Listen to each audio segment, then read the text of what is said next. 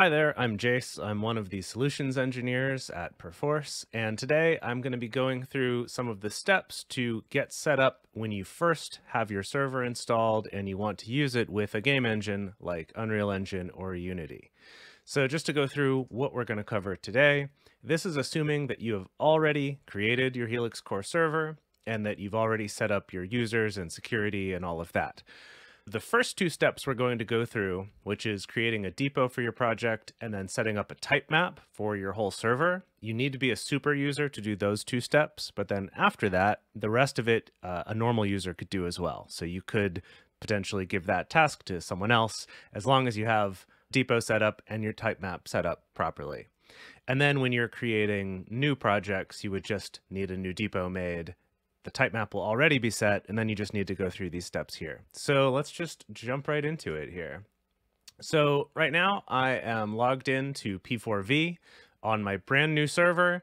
You can see it just has the default depot, the depot name depot, that's just installed by default, and then spec depot, which is something that you should generally never touch as a human. That's for just tracking changes to the server and to your streams and depots themselves, but generally you're not ever going to go in there. And for most of your users, you're going to want to hide that so they don't even see it.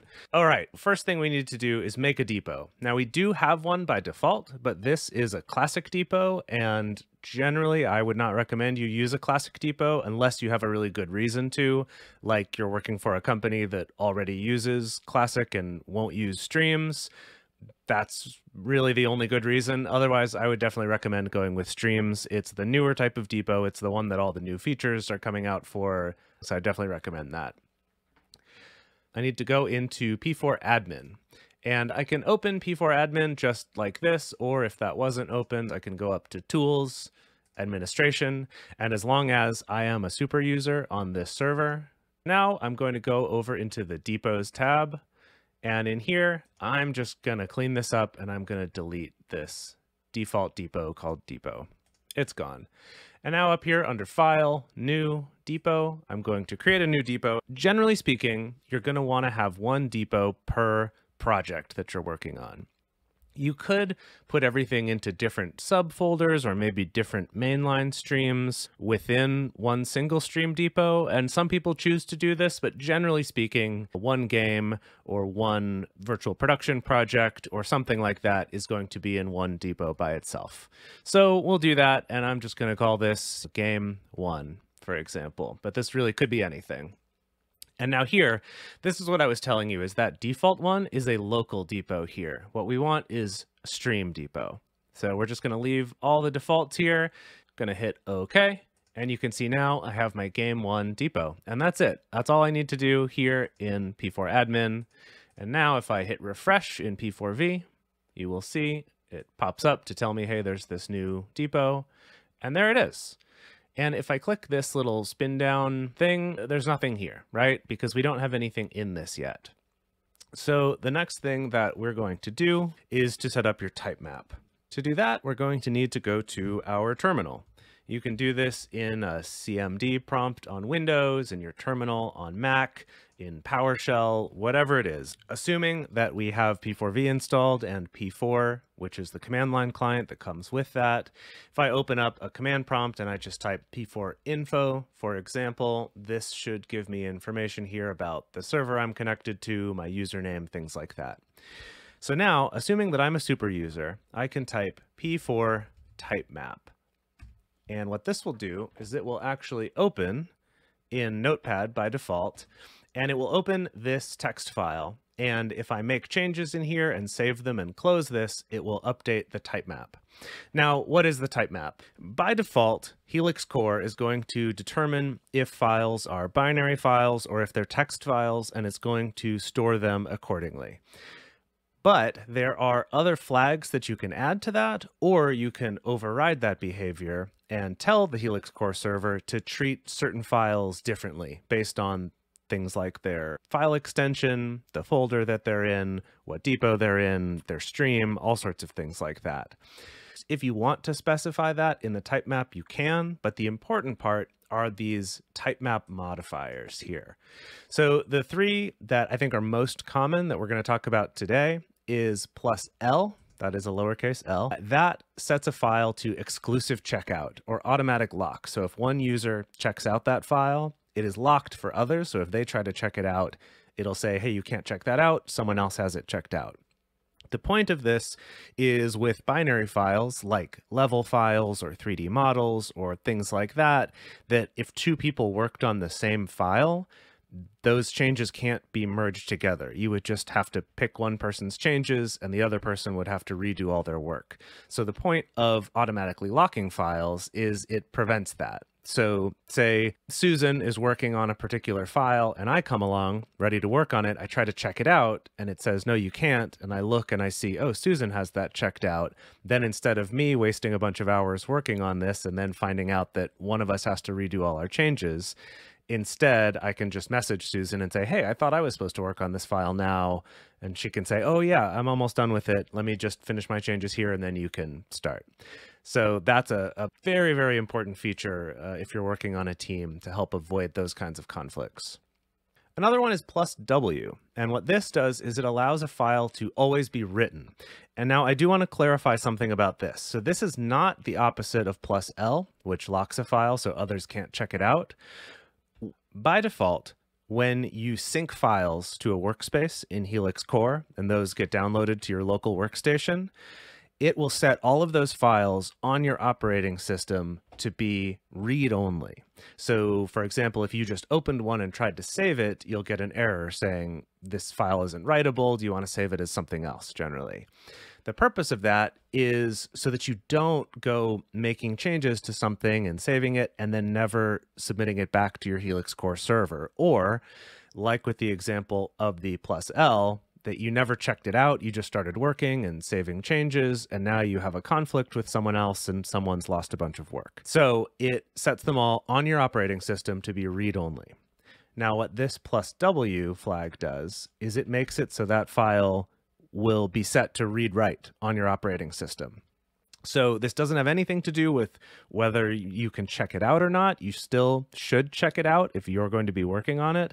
The purpose of this is for files generally that are going to be edited not by you, the human, but by your program. Maybe these are some intermediate build files that you do want to store in source control, but that you don't want to have to go manually check all of those out, or maybe certain settings files or things like that that get edited by the program, and you do want to store those, but you don't want to have to go check it out in order to write that. Maybe log files is another good example of this. So just so you understand what that's about, that just means that when you sync these to your workstation, they will be read-write and not just read-only. And the last one we'll cover here is +S. What this one does is it will only store the latest revision and not all the previous revisions. So source control is so powerful because it stores every single revision of a file that has been submitted to source control. Now, what happens when you have this +S is that it will only store the latest revision of the actual file. So say this is like a build data file that has all of your lighting data, and it's something that you do want to store so that other users can sync that down and not have to rebuild that themselves if that takes a long time. But you don't need to store all the previous versions, because if you ever did need to go back, you could just recreate it. It'll just take a little bit, but that's okay. And I don't want to take up a bunch of space on my server storing stuff that I don't really need. So +S is useful for that. Now, one bonus thing is you can actually put a number after the S. So for example, +S3 would only store the latest 3 revisions. So that's also a nice option for those types of files if you do frequently want to go back and you don't want to have to rebuild them. Another example for this would be things like exe files of your builds that you're testing out. That's another good case where you could do +S because you can always rebuild them if you have to. All right, so now that we're here, we just went into the command prompt and we typed P for TypeMap, and that opened up this text file here.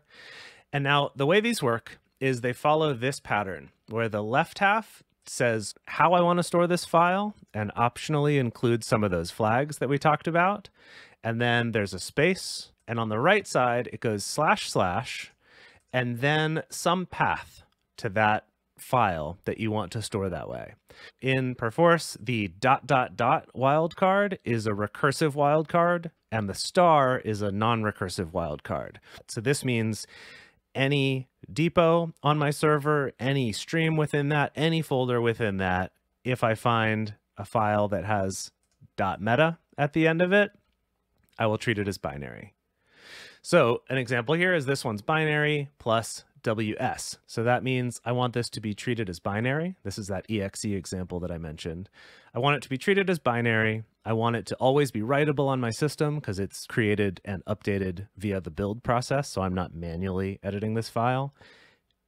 And uppercase S, because I only want to store the latest version of it on the server, because I could always rebuild an older one if I needed to, and I don't want to take up space. Now, another thing to note is that you don't actually have to put the file type here. You can also just put the flag. So this +L, and then / project A / and then again this ... recursive wildcard .obj means that any .obj file that's inside of the project A depot will be locked when someone checks it out, so that another person can't check it out until it's been checked back in. So this is actually really convenient if all you want to do is change the behavior and you're not concerned about whether it's a text or a binary, and you can trust Helix Core to manage that for you. So now at the bottom of this page here, I have some examples. This one here is for Unreal Engine. I'm just going to grab this and copy it and then go back into my notepad here and paste it. You actually don't need to worry about this white space not lining up. It will handle all of that. So this is the version for Unreal Engine, and by default it has some things like this built data.u asset, stores it so it's writable because the system writes that, and will only store the latest version, things that we've mentioned. And then you can see here we have an example for Unity 3D. And I'm actually just going to put both of these in here because these shouldn't conflict with each other. So I'm just going to paste that there. And so you can see now these are the Unity ones down here. Not really a concern because these files are all different from these ones up here. It's not like they conflict or anything like that. So I'll just put all of these in here. But generally, you would just do the one for the engine that you're going to use. And then I save, close this window, and I do want to double check here. And I want to see that it says this, TypeMap saved. If it doesn't say this, if it says something else like unable to save, it's possible that it tried to open the file in something like VS Code in a tab, and this needs to be, the only thing that's open in that application. So generally Notepad is a good choice for that, or TextEdit on a Mac or something like that. So generally just leave that as it is. And we're done. We have our type map set up. So to go back to here, that's these two things. And now we know that we have a depot for our project and that our type map is set up for game engine files. So it's going to handle them properly.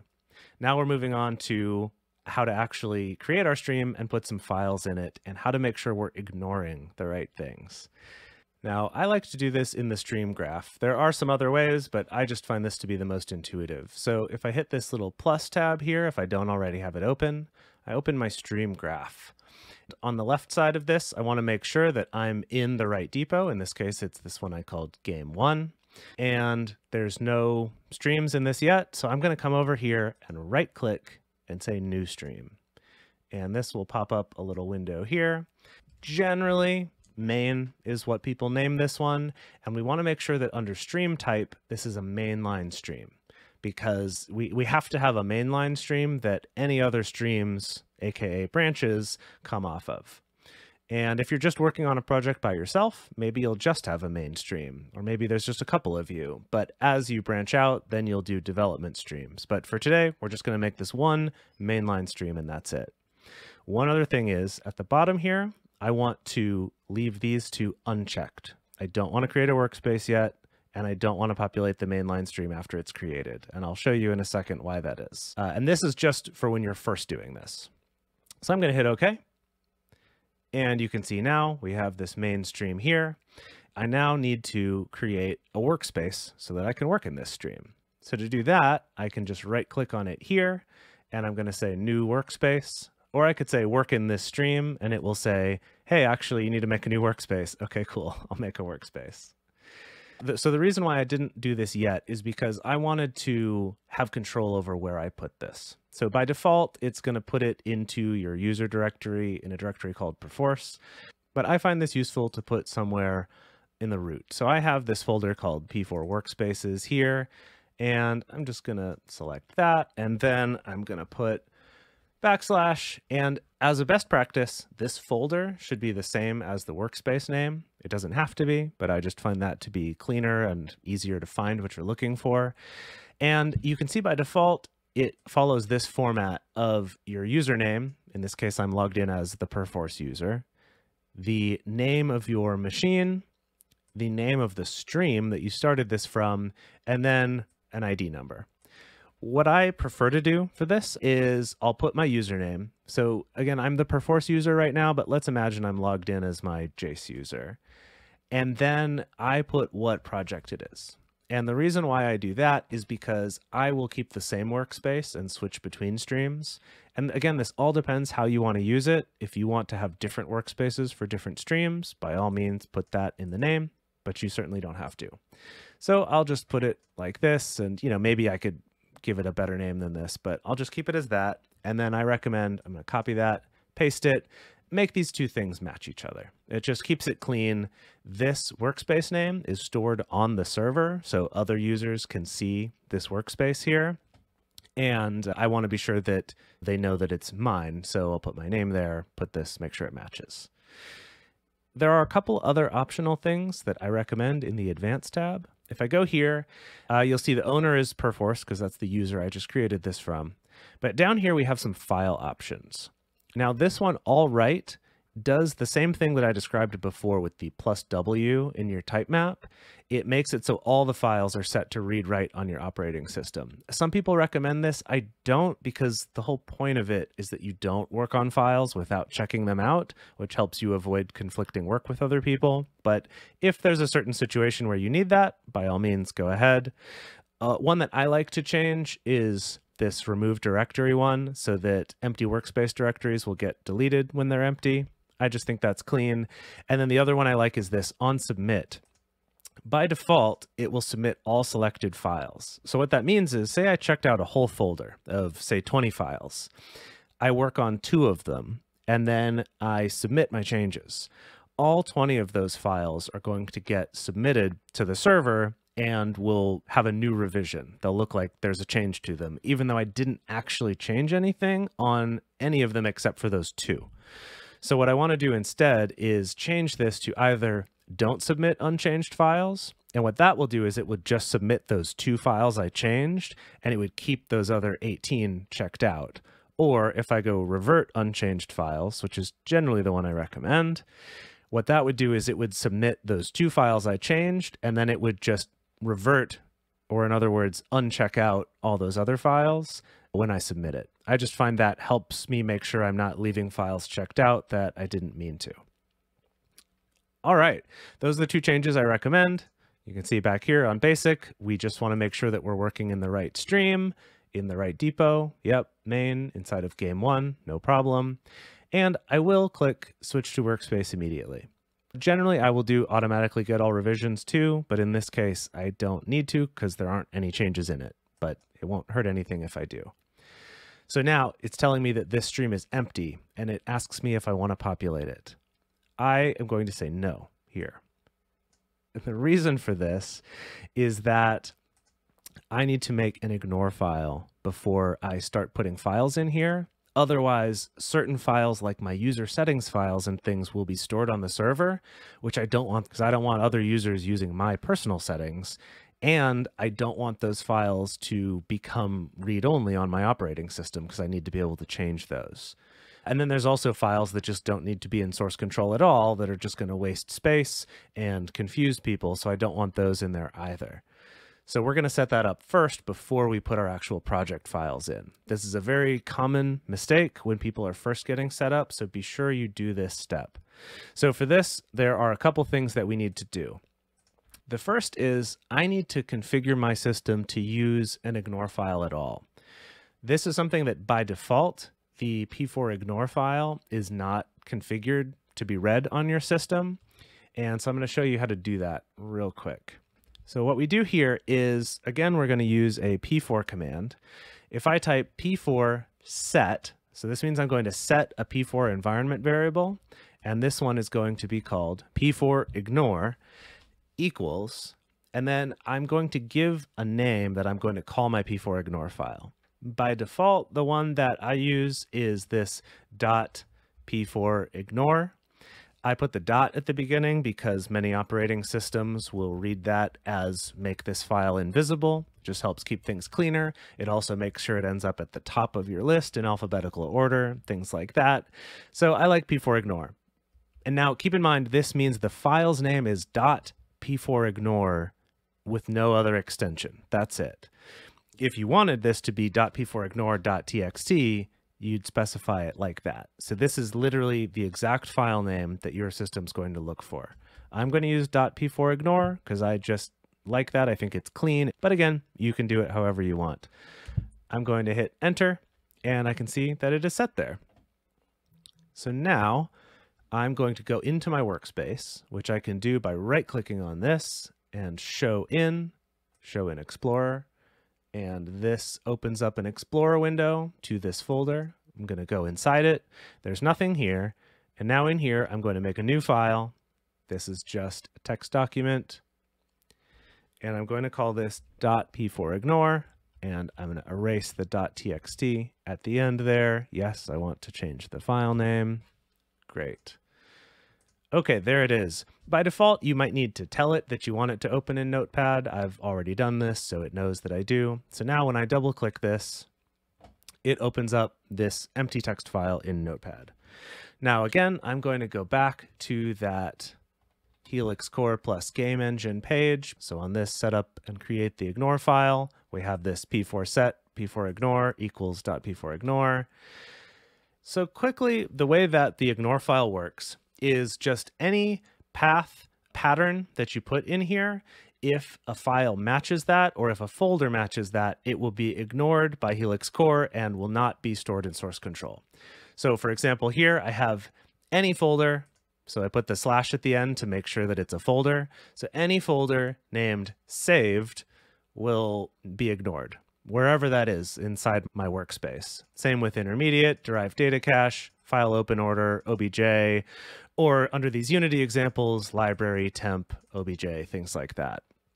Similarly, I can do this with file types themselves, kind of like we did in the TypeMap, but a little bit different. And that is that I can just use this wildcard because all of these will match things anywhere inside of the workspace. So in this, if I go *.pdb means any file that ends in .pdb is going to be ignored. Same with this. *debug.star means any file that has -debug in the name somewhere with anything before or after it will get ignored.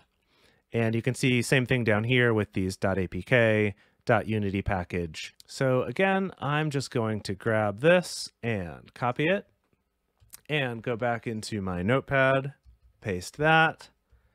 And I will then go to this Unity example. And again, you ideally would just do the one for the engine that you're using. There's a lot of them for Unity here, but I'm just going to grab all of these and put them in because I'm not concerned about it because the file extensions are generally not overlapping between the two. And the ones that do overlap are ignored in both cases, like .vs, for example. So now I'm going to hit save. And I will close this. And now we're back here and we can see that this .p4 ignore file shows up inside of my workspace. Make sure I'm in the workspace tab here. If that's not there, hit refresh and it should show up, assuming that you're on your workspace tab over here. And now what I want to do is click on this, and I want all users to have this same ignore file. So what I'm going to do is I'm going to hit add, and I'm going to add this to the depot. So by hitting add, that puts a little plus sign on it that marks it for add, and it puts it inside my default change list here. Now that it's in there, I can come to my default change list and hit submit. I could submit just the single file, or I can come here and right click and say submit. Lots of different ways to do it. I can also do Control S. I'm just going to say submit, and I will just say added ignore file for UE and Unity. And you can see here that that .p4 ignore is the one I'm adding, and I will say submit. And now it's actually on the depot. And you can tell that because it has this little green dot in the bottom right corner, and it says latest revision of file 101, and it says in depot right there on the second line of this little pop-up when I hover over it. So this means that any other user who uses this p4 ignore file will come along with it. So that means that any other user who creates a workspace from this stream will get this .p4 ignore file in the root of that workspace. The one thing is that each user will have to go through that same step that I did of doing p4 set p4 ignore equals .p4 ignore. This has to happen on each workstation, each computer you're using. Another option, though, for this is you can also do this with an environment variable. So if you set an environment variable on your system that's all caps p4 ignore, and you set it to .p4 ignore or .p4 ignore.txt or whatever you decided to call your ignore file, just make sure you're consistent, that will override whatever is set here in p4 set. That environment variable takes precedence. So if you're working in a company with a lot of different people, you could use Active Directory or something like that to set that environment variable on everyone's system so you don't have to rely on all of your users setting that manually. Now with this ignore file in place, we're finally ready to add our project files. The reason why I kept saying I don't want to populate the stream right away is because I wanted to be extra sure that we have our TypeMap in place and that we have our p4 ignore file. Now, you could have done this same thing by adding this p4 ignore file and all of your project files at the same time. When you create it, you could say yes and put in a p4 ignore file that you've already created somewhere. You could do that. That might be more efficient, but I just wanted to go through these steps to really make it clear what needs to happen here. And now what I'm going to do is I'm going to grab this demo project. This is an Unreal project that I have here. I'm just going to take this, copy it, and then paste it into here. That's just going to copy over. And now back in P4V, if I refresh, I now see this folder and I have my U project and everything else in here. Something to note is that these are not on the server yet, right? Same as our ignore file. So what I need to do is come to this folder here and hit add. And what this is going to do is it'll take a little moment to go through all those folders, and it's going to add everything in there into this default change list, kind of like you saw with the p4 ignore, but obviously a lot more files. And you can see here, you can check even before you submit, this one here, this .uasset file is binary plus L. So that means my type map worked. Or this map underscore built data has the plus SW. So it's only going to store the latest version and it's going to stay writable on my system. So you can see here, this is a nice way to double check and make sure everything's going to go in the way you expect it to before you submit it. One other thing to note is if I go into here and I look in this intermediate folder or this saved folder, I'll see that these are all white. They don't have the little plus icon, and that's because these were all paths in our ignore file. So these are being ignored. So if I try to add this, nothing happens. It's not adding it because those are being ignored. And that's what we want. So that's just a good thing to double check as well. But if I go into my content folder, which I do want to store because that's where all the actual stuff is, right? That's where my project is. You can see that all of these have the plus and they have exclusive checkout, which is that little padlock. That's what the plus L does to make sure no one else checks this out at the same time. So this all looks good. So now I'm going to go to my default change list here, select the whole thing and hit submit. I could also individually select files and submit those, but I don't know why I would do that in this case. So I will select the whole default change list and hit submit. You can see here, it's going to once again confirm all the files that are being submitted, what's going to happen. They're all being added, what their paths are, their folders, things like that. And then it wants a description. The description here, I will say initial submission of project files. And I will hit submit. And this will take a little bit because this is now uploading all these files. So if this is a big project, the first time you submit it could take a little while depending on your internet connection and where your server is relative to you. You can see this is actually going pretty fast. This is also a very small file. But generally this first submit can take a little bit of time, especially if this is a project you've already been working on for a while. And now that's finished, and you can see here that the icons on these files have switched to a little green icon in the bottom right. So they're in the depot, their latest revision, and they're an exclusive checkout type of file, but they're not checked out right now. And I can tell that by going into my pending tab here. And again, if I don't see that, I can hit this plus button and pending will be in here. So if I close it and I go here, pending change lists shows up here. There it is. Anything that I have checked out will be put into my default change list by default. So I can see that I'm all good here. And then just to show you an example, if I were to come in here and let's say take this third person overview and check this out by highlighting it and hitting checkout, or by right clicking and saying checkout, or Control E, or I can do this automatically through the Unreal Engine integration, or if this were a Unity project, through the Unity 3D integration. But let's say I take this and I will check it out. You can see that it gets the red checkbox there, shows that I have it checked out. It's in my default change list here, so I can see I have that checked out. And other people would also see that this is exclusively checked out by me so that they can't check it out. And instead we'll see, instead of saying checked out in default change list, for them it would say checked out by Perforce, because that's the user I'm logged in as, but checked out by Jace or Susan or whoever it is. And then again, you know who it is to talk to about who should be working on this file right now. And there you have it. That's the steps to make sure that you're set up for success when you're first putting your project into this. Now, for other users who want to come along and work in this, it's going to be much easier because you've done a lot of this work. They'll need to do that P4 set, P4 ignore, like we talked about. But all they'll need to do is come into their stream graph, or they could also do this in their streams tab, which this is just a list of your streams. I like the graph myself, but they both work the same way. They would right click on it, say new workspace. And I'm going to let this one stay in the default location so you can tell that this is in a different place. Normally I would rename it, but I just want to show this to you. And if I say switch to workspace immediately and automatically get all revisions, and I could also go in here and do remove directory and revert unchanged files, just because I do think those are good settings. And I hit OK.